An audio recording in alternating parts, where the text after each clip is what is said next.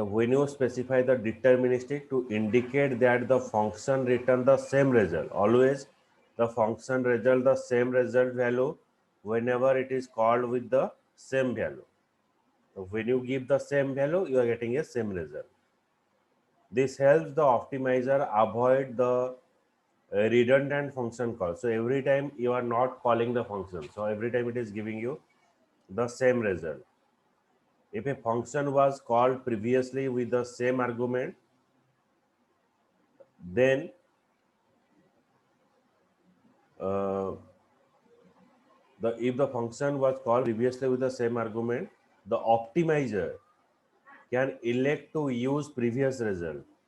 So it is not execute again.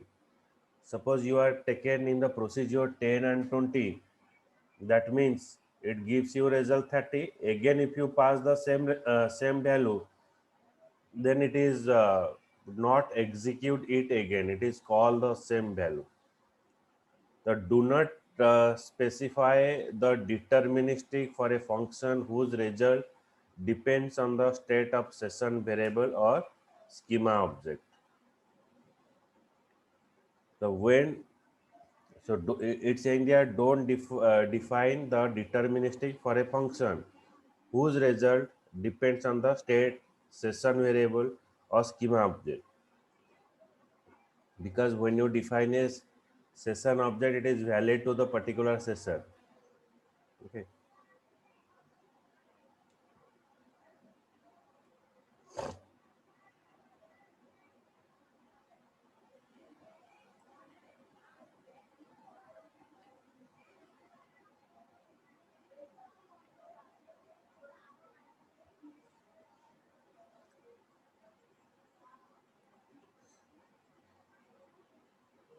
So here we're create a replace procedure update salary, employee ID, number, V underscore name, employee's last name, B underscore salary, employee salary, begin update employee. So we're updating the employee and set the salary into 1.1. So what is the salary you are given? It is multiply with the 1.1 and it gives you the result.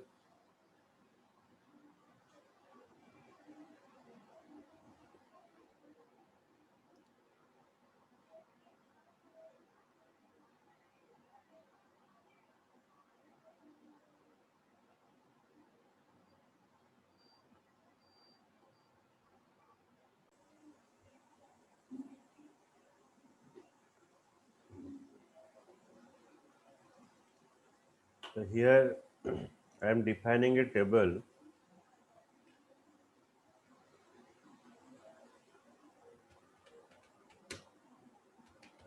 Create table.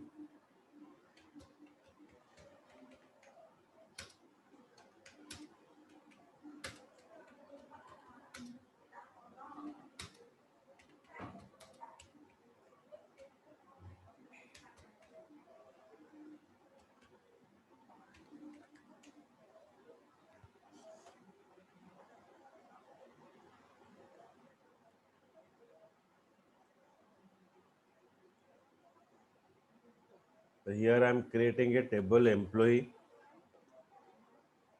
Then I am creating a procedure, create or replace procedure update salary. At runtime, we are passing any employee ID, suppose 108 here we pass. Then it is it is retrieve the last name and salary of that particular employee.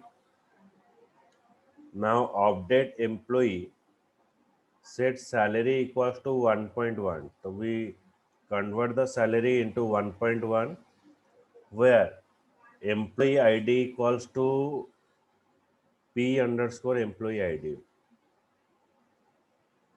So we return the last name salary and store in the variable V name and V salary.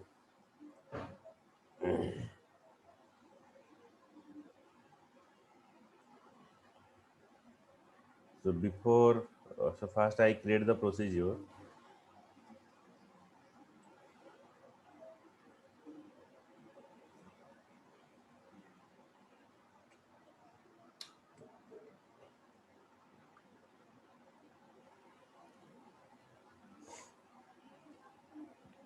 Then here I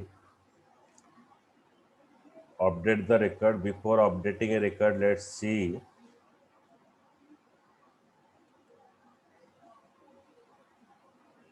what is the salary of 108. Salary is 12,008. So here I update the salary.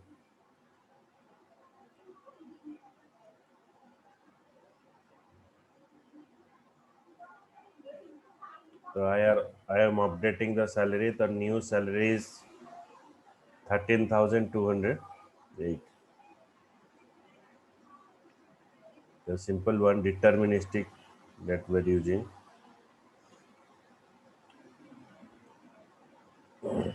Understood this one? Yes, sir. We're using the returning clause. Often application need the information about the row affected by the SQL expression. For example, to generate a report or to take a subsequent action, the insert, update, and delete statement can include returning clause. Okay, so often application need information about row affected by the SQL operation. For example, to generate a report to take the subsequent action, the insert, update, and delete operation can include the returning clause, which return the column value from affected row into PLSQL variable. Means when you insert the record, when you update the record after insert, update, and delete, then it is returned some value, and that value will be stored, and it is returned and stored in the PLSQL variable. So the example that we have shown, so in that case we are using returning clause. So when it is written, it is stored in the PLSQL variable and it is shows the result. Next is bulk binding. Bulk binding, it is used bind whole array of value in a single operation rather than using a loop to perform fetch, insert, and update or delete operation. So it is what totally it is comes and store in a variable.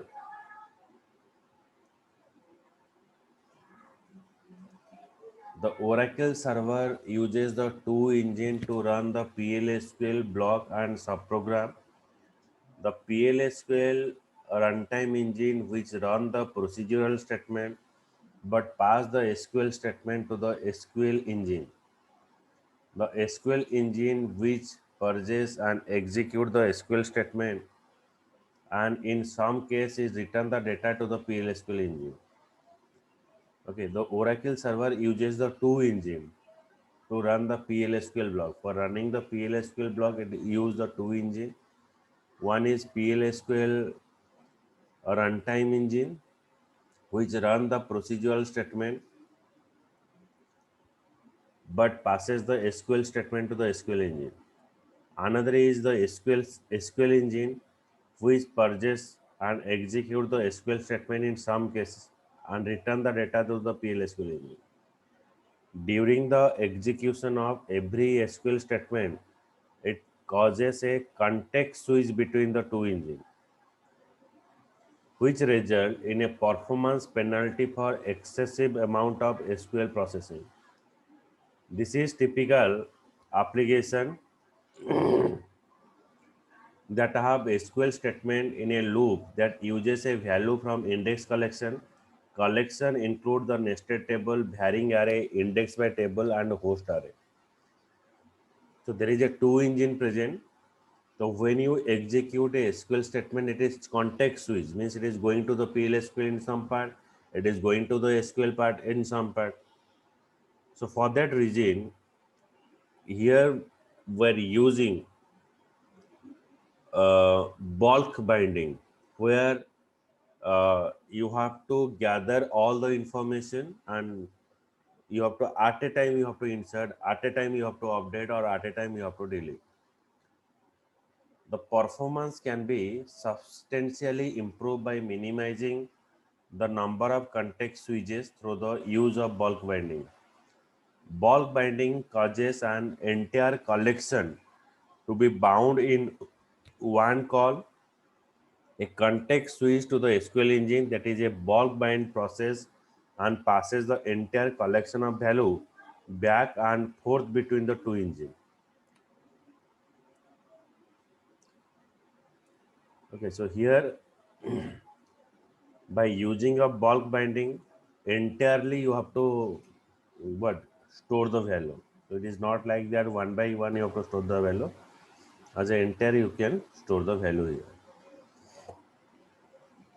here. Any doubt in this bulk binding? No, sir. Actually, it's saying that when you are working through the PLSQL engine or Oracle engine, the PLSQL runtime engine which run the procedural statement but passes the SQL statement to the SQL engine. PLSQL is what? It is a it contains the programming logic where the logic is processed and it stored that information into SQL part. So for that reason, uh, in second phase, SQL's engine which purge and execute the SQL statement, like you are passing the select statement, update statement, and delete statement. So it is converted it. So that two kind of thing is happened. So during the execution of every SQL statement, it causes a context switch. Sometimes it is going to the PLSQL, sometimes it is going to the SQL statement. So that there is a penalty issue where it will take the some kind of timing. Okay, so like lot of collection that we're using, like collection of nested table, varying array, index by table, and host array, the performance can be substantially improved by minimizing the number of context switches through the use of bulk binding. Okay, like you fast execute SQL, fast comes to the PLSQL, then go to the SQL, then comes to the PLSQL. Suppose for inserting a 5 record or for modifying a 5 record, the 10 time you have to go for up and down. So it's saying that for the instead of uh, go to the previous, go to the next, go to the SQL, go to the PLSQL. So at a time you can include all the thing into one place and insert togetherly at one time. So for 10 instead of go for the 20 context switch in only once or two time, you can go through it. Okay. Yes, sir. Sir, Hmm. uh, नहीं sir, नहीं sir, नहीं. In bulk binding, we're using the for all keyword. It instructs the PLSQL engine to bulk bind input collection before sending them to the SQL engine. The bulk collect keyword instructs the SQL engine to bulk binding the output collection before returning them to the PLSQL engine. The for all keyword instructs the PLSQL engine. It giving a instruction to the PLSQL engine to bulk bind the input collection. Togetherly, you have to bind it. The bulk collect into keyword instruct the SQL engine to bulk bind output collection before returning them to the PLSQL engine. So these are the basic syntax we're using. One is for all, and index in lower bound and upper bound means we're giving a limitation when to where the value will be inserted, or another is we're using bulk collecting into collection.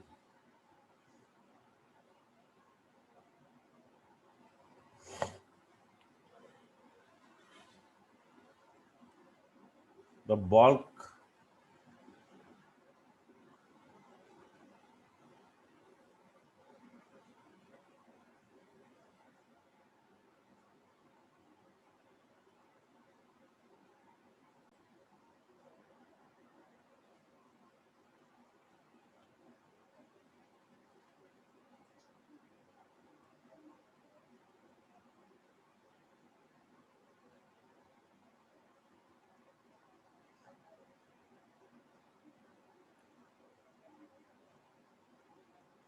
So bulk binding syntax and keyword.